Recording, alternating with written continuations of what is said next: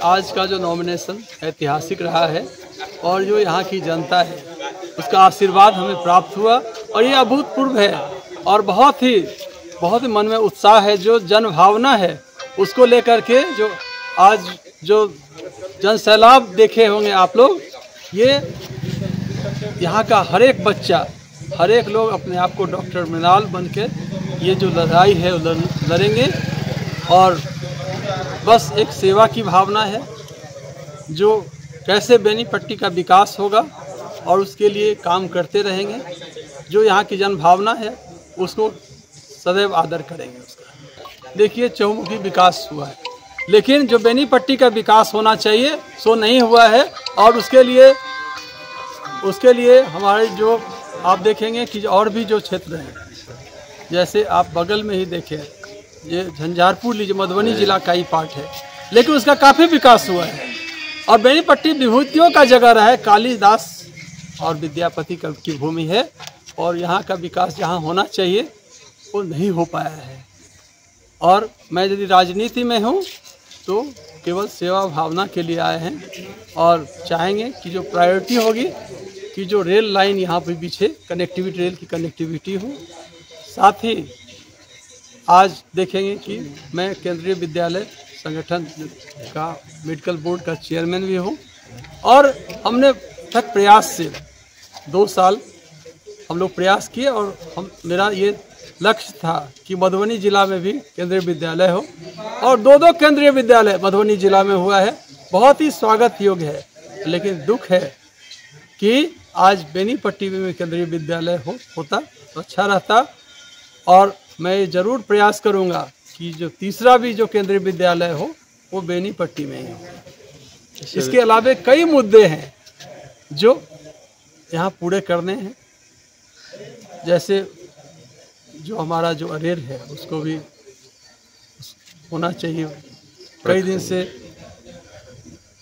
बहुत लंबे समय से ब्लॉक उसको जो मांग होता है उसको भी पूरा करना चाहिए हम लोग को।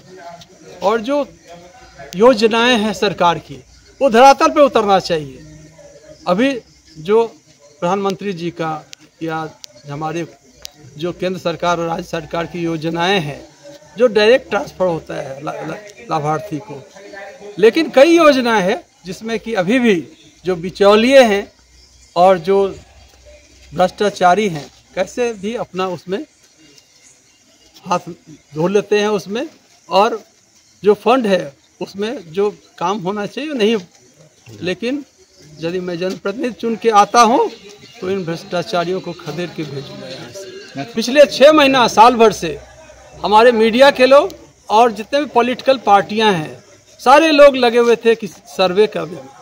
आप देखेंगे यहाँ पे जो जनभावना है, आपके भी चैनल के माध्यम से सर्वे हुआ होगा और जो यहाँ की जो जनता है वो मेरे लिए काफ़ी भावुक है, काफ़ी उत्साहित था।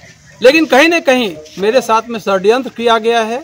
जो बेनीपट्टी का बेटा है उसका अभिमन्यु वध कैसे हो, उसके लिए कुछ लोगों ने, बस चंद लोगों ने शीर्ष नेतृत्व में, जैसे राम भगवान को वनवास के लिए भेज दिया गया कैकेयी माता के षड्यंत्र से, वैसे ही माता के नहीं चचा का यहाँ रोल है और चचा ने मेरा टिकट कटवा दिया।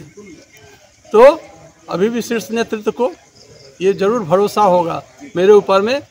मुझे कहते हैं लोग बागी हो गए हैं, लेकिन जो पंडित दीनदयाल उपाध्याय का एक कोटेशन है कि यदि अच्छी पार्टी से किसी गलत उम्मीदवार का चयन हो जाता है तो वो मत पाने के अधिकारी नहीं है और इसका जनता फैसला करती है।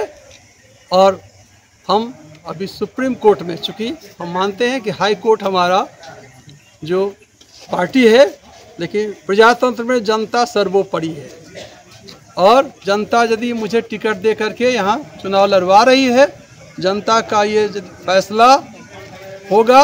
मैं यदि जनप्रतिनिधि चुन के आऊँगा तो मैं फिर से अपने शीर्ष नेतृत्व को ये कहूँगा कि आपने जो फैसला लिया था वो गलत था और मैं आपके लिए समर्पित हूँ और रहूँगा।